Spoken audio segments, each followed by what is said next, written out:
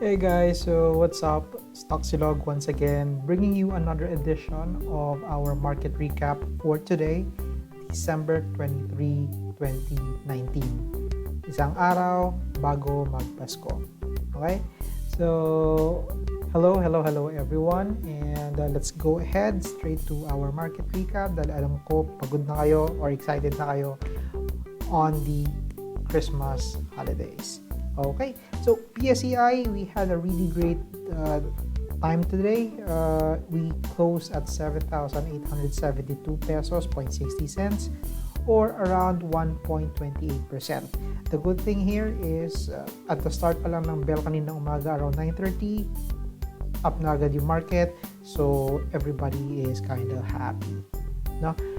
The advancers have led almost 2-1 comparing it to the decliners 128 versus 58.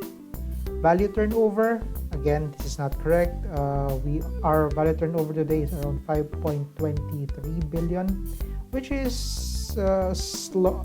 lower than the average 7.5 billion ni market turnover for 2019.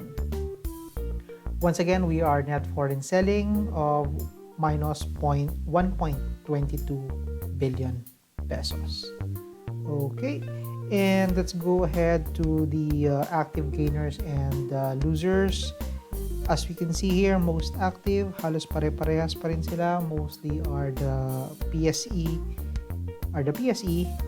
stocks or blue chips, which we usually call them, led by Ali with 455 million value, no? Which is up. Maganda to. We have a news later on regarding Ali. Okay, top gainers, we can see here Jazz is doing well, 19%, although ano to, 430 ba ito or 4,300 lang. Yeah, mukhang 4,300 lang ito. The crazy thing here is the MWC is racking up numbers. Nakaraan up by about 6 to 8%. Today it's now 15.19%. No? Mukhang maganda yung bising ng MWC today. In terms of the losers, wala man makikitang pertinent stock here apart from, let's see here, LPG down by more than 4%. Now, let's go to the news. I have a couple. So, first up is if you have, well, kung nasa Twitter kayo kanina, you have seen this one lingering around. So, Ayala have denied talks of Sagada redevelopment. This came after yung mga rumor na nakukuha na nangyayari sa social media saying that the Ayalas are interested in Sagada redevelopment. No? And adding to that, one major cause here was si Mayor, ano pangalan nun? Mayor James Putin. Tama ba yung pagkakaya? Ayan, Sagada Mayor James Putin, siya yung nag-confirm that an Ayala-led company will enter into an agreement with a local family to acquire a portion of their 100-hectare land. No? This actual news have brought some opposing talks between the Ayala, or technically the government, and Sagada people, the indigenous tribes there, saying that they are not really happy with having anyone, not just Ayala, because it's an Ayala, hindi lang yon, anyone who would like to acquire land and redevelop the Sagada Mountain Province. They are not okay with that, which is good in terms of tourism. I would say that means mapipreserve yung culture and yung environment na meron sa Ayala. sa Sagada. But then again, mukhang hindi rin naman affected ang Ayala stock, simply because it is still up, as we have mentioned, of 2%. 2.72, almost 3%. As we can see here, it's a big green candle. So, ayun. What else? The second news is regarding frutas. So, if you have seen the news as well, Frutas is looking at infusing 18 million into the Buko ni 1 unit. Okay? This is apart from doon sa case of, hindi naman case, pero an attempt of price stabilization ng BDO. No? If we remember nung way back nung November pa, when Frutas have made its IPO in the PSE, it went to up to 2.45 if I'm not mistaken. On the first day, looming 40%. I thought it will go into a ceiling play, kaso nung bandang gabi na or nung upon the closing, bumalik siya to almost 3-5% na lang, no?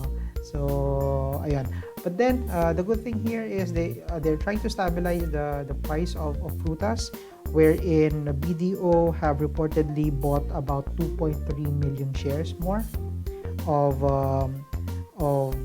Frutas at a price of 1.06, and that led to a rally ni Frutas today. So as we can see here, it closed at 1.18 and a gain of 10.28. No, in terms of the volume, relatively good, 38.18 million. No, so ayun, I just hope na makarecover nga itong si Frutas, but then again, I can still see the downtrend for Frutas here. Kung maka-recover siya, mag-bounce and mag-breakout, then we have a good potential here. Now let's go to some of our watch list. Last week, before we end the week, we have talked about BCOR, no? BCOR nung Friday ay umabot siya dun sa kanyang major resistance level, and today it has surpassed it. No, BCOR is already at 4.58, up by 1.78%. Hindi ko lang medyo nagustuhan yung kanyang value of almost 12 or less than 12 million turnover today. So ayun, dun sa mga nag-aabang, ayan, mukhang BCOR is looking at is posing a breakout. If hindi pa, please check BCOR out. No, who else? Actually, may mga nakita pa ako. Mining and oil are really booming kanina. Let's say for example, si nickel is up by almost 8%. It's now at 3.20 pesos per share. And it almost broke out of the resistance here, pero hindi niya inabot. But then again, it's still a good rally for nickel. At the same time, FNI, I have seen FNI, ayun. So look at that. Ang ganda ng kada ni FNI, almost gapping up every time. No, simula siya nung Friday, and then today gapping up again. The next potential resistance is seen here, itong 1.90 level. Once it is beaten, then that means it's another breakout for FNI with another TP of 2.06. Okay, so what else? Ano ba? In terms of the mining and oil, let's say Mark.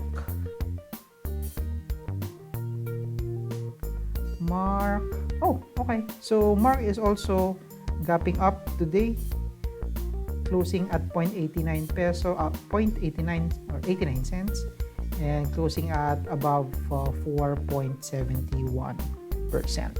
Now, in terms of the new 52-week high and lows, we have actually 3 52-week high. Isa doon ay yung na-mention ko kanina, which is BCOR. na umabot ng 4.70. We have China Bank. No, China Bank ba to? Cebu, sorry. I'm really sorry. Cebu Holdings. Wow. Anong nangyari kay Cebu Holdings? This is a clear breakout, guys. This is a breakout play for Cebu Holdings. Relatively hindi ganun kaganda yung kanyang value, but considering its previous average, I would say this is good enough for Cebu Holdings. I wonder kung ano ang itsura ni Cebu Holdings today. Ayun. 6.98 pinagbebenta dito. Yeah. Mukhang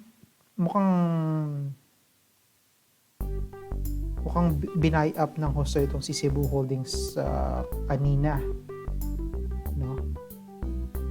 Pero I don't see any clear volume to suggest if it is up or down, if magko-continue or hindi, no?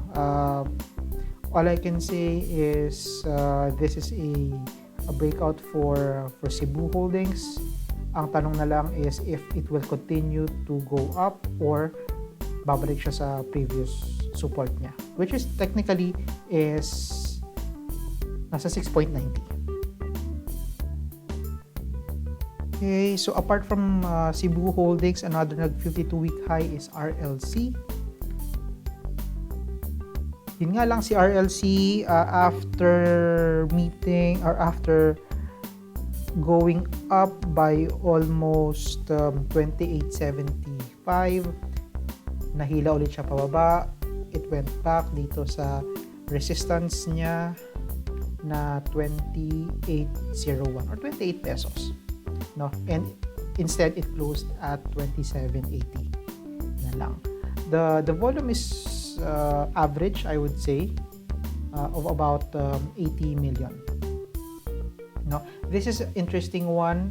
Same thing, it's breakout or untog, pero looking at this one, yung kaninang event, mukhang untog siya. Okay, so yep, that is it for me today. We only have 2 more trading days for the rest of the year on Thursday and Friday, 27 and 28. Tama ba?